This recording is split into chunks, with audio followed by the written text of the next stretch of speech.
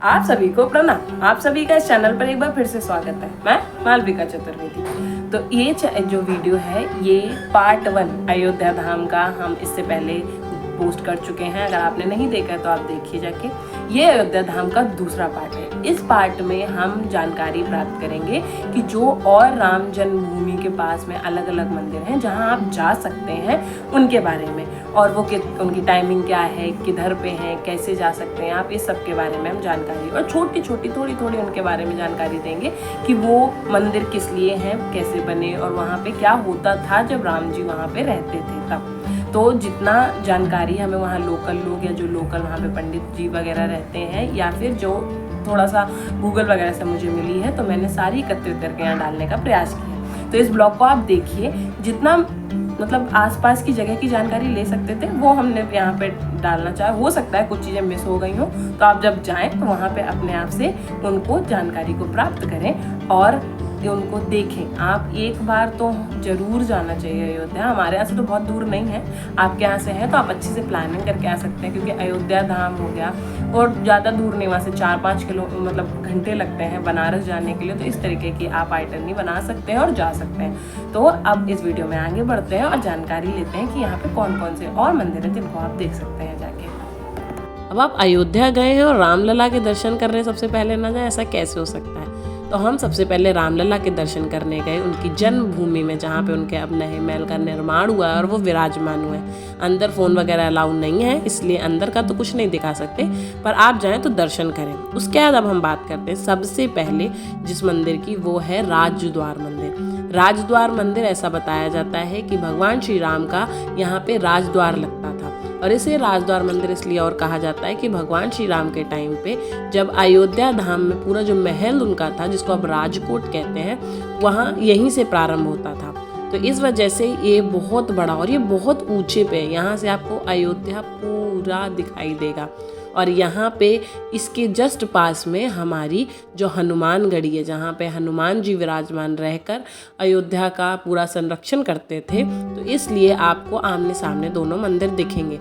यह मंदिर बहुत पुराना है, दशरथ जी द्वारा बनाया गया था, और इस मंदिर का भी धीरे धीरे वो जो कार्य है इसका हो रहा है, जिससे कि इसको भी जीर्णोद्धार किया जाएगा। तो आप देख सकते हैं, अगर आप जब भी हनुमानगढ़ी जाते तो जस्ट सामने आपको ये मंदिर दिखता है, और ये सबसे ऊंचे टीले पे है और सबसे पुराना मंदिर है। अब जब हमने राज दरबार मंदिर की बात की है तो पता चलता ही है कि यहाँ पे भगवान श्री राम अपना राजद्वार लगाते थे और लोगों को यहाँ पे रहकर सारी जो भी उनके डिसीजंस थे वो बताते थे और अपनी प्रजा की बात सुनते थे। इसके बाद हनुमानगढ़ी जस्ट पास में ही है, आपको जस्ट सामने दिखेगा हनुमानगढ़ी। हनुमान जी का गढ़ जिसे बोल सकते हैं। हनुमान जी यहाँ पे इस ऊंची टेली पे बैठकर, इस ऊपर मंदिर में बैठकर, अब तो मंदिर है, पहले उनके रहने का स्थल था, तो यहाँ से अयोध्या के देखभाल करते थे। इसके बाद अब हम थोड़ा सा आगे बढ़ते हैं तो आपको एक और मंदिर देखने के लिए मिलेगा जिसका नाम है भरत मिलाप मंदिर। यहाँ पे जब भरत जी राम जी के वापस आने के बाद 14 वर्ष के वनवास के जब वे वापस आए थे, तो सबसे पहले आके जहाँ पे राम जी और माँ सीता से, लक्ष्मण से भरत जी मिले थे आके, वो यही स्थल है। इस स्थल में आपको भगवान श्री राम, माता सीता और उनके साथ उनके भाई और उनकी पत्नियों के दर्शन करने के लिए मिल जाएंगे। आप देखिए यहाँ से भी आपको राजद्वार मंदिर साफ दिखाई दे रहा है, तो इसलिए बिल्कुल पास में ही सारे मंदिर हैं।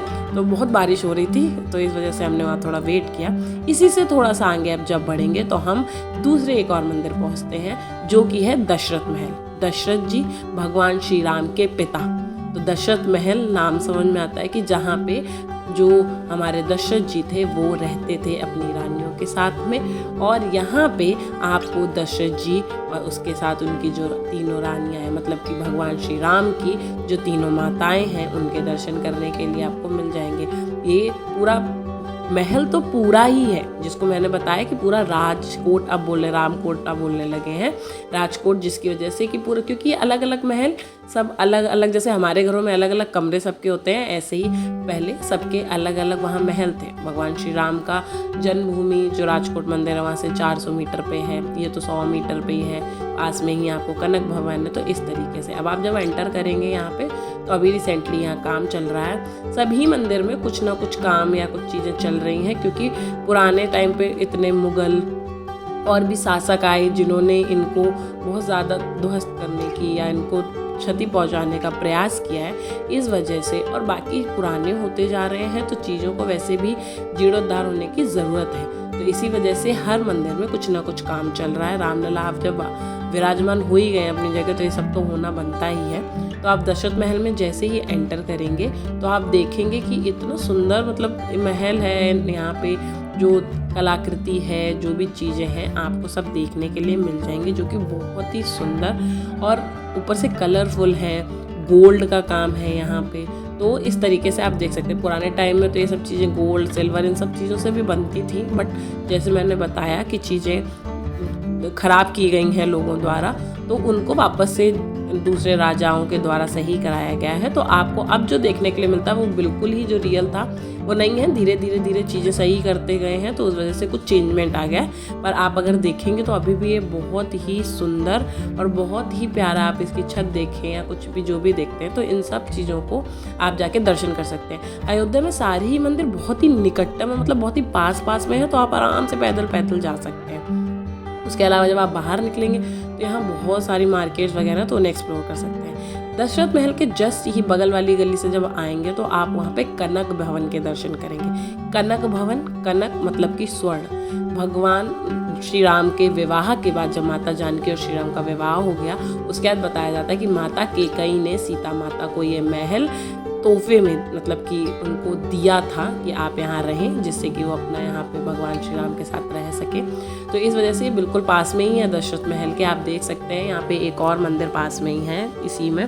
तो जो कनक भवन है पूरा स्वर्ण का पहले बना था ऐसा बताते, पर चीज़ें चेंज होती गई।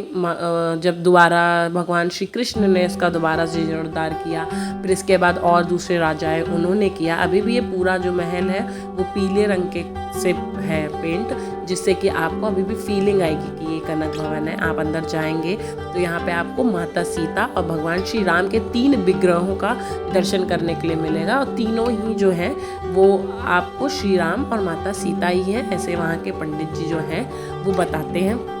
आपको यहीं अंदर ही दर्शन करने के लिए मिल जाएंगे पादुकाएं के, जो माता सीता और उनके जो आंगन हैं, जो जगह, वहाँ पे आप यहाँ पे जो उनकी चरण है उनके चरण के दर्शन कर सकते हैं। बाकी काफ़ी बड़ी परिसर में है, बहुत ही सुंदर सब है, और आप अगर जाएं तो आराम से बैठ के समय देके यहाँ पे दर्शन कर सकते हैं।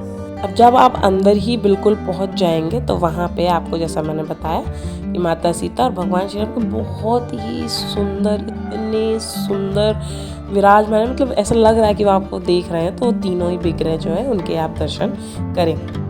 चारों ओर देखें महल जो भी है, मतलब अद्भुत सौंदर्यता है इसमें।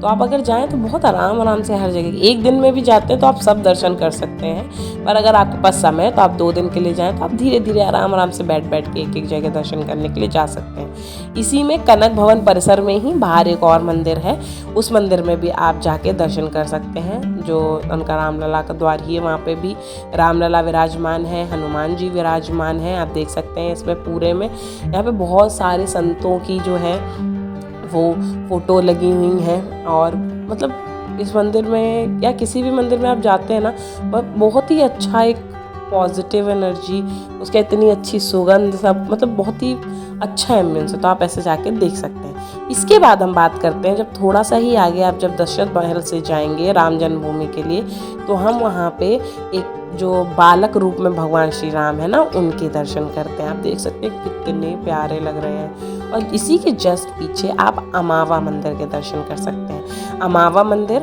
पटना में एक बहुत ही पुरानी जगह है जिसका नाम अमावा है, उस जगह के नाम पे रखा गया है।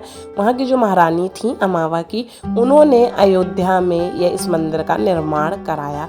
इस मंदिर में आपको सारे जितने हमारे डेटीज़ होते हैं उनके दर्शन करने के लिए मिलेंगे। जब भगवान श्री राम हैं, शिव जी हैं, सभी के ऐसे करके 15 अलग इसी के अंदर मंदिर हैं। अभी आप जो देख रहे हैं ये है हमारा अमावा मंदिर में वहाँ रसोई चलती है, जिस रसोई जो फ्री की है रसोई, मतलब आप जाके वहाँ पे प्रसाद पा सकते हैं।